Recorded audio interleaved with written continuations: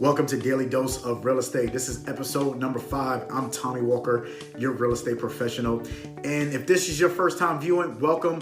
Here at Daily Dose of Real Estate, you get tips on what's happening in the real estate community. This is for buyers, sellers, or people that's just interested in what's going on and things that are impacting real estate around the country.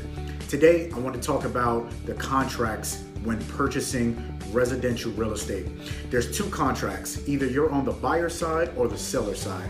If you're on the buyer side, you have a contract called the Residential Purchase Agreement. It's about 10 pages long and it explains all the rights and the things that you have to do as a buyer.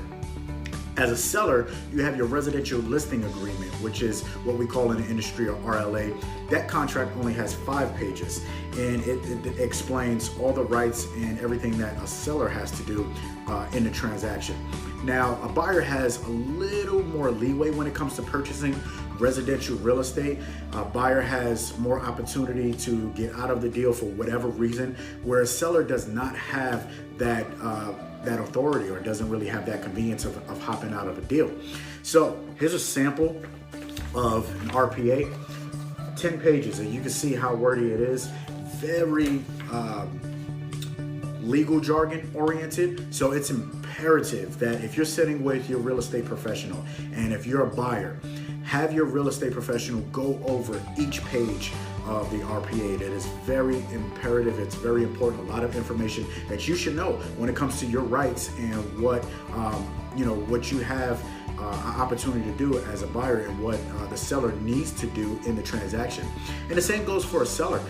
Sit with your listing agent and go through each page of the RLA so that you know as a seller, your rights and what you need to do going through a transaction to ensure that both sides are doing what they're supposed to do, which we like to call is performing the contract and executing, getting to the end result.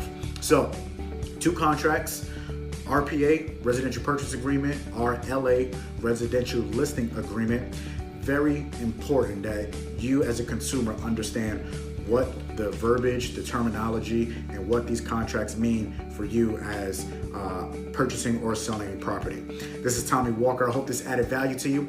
Please share this video. If you have any questions about the contract, we could definitely go into more discussion and more details. It is my goal to make sure that you stay educated as a consumer. You can visit me at TommyWalkerHomes.com or visit me at Tommy Walker Homes. Have a great day. Talk with you tomorrow.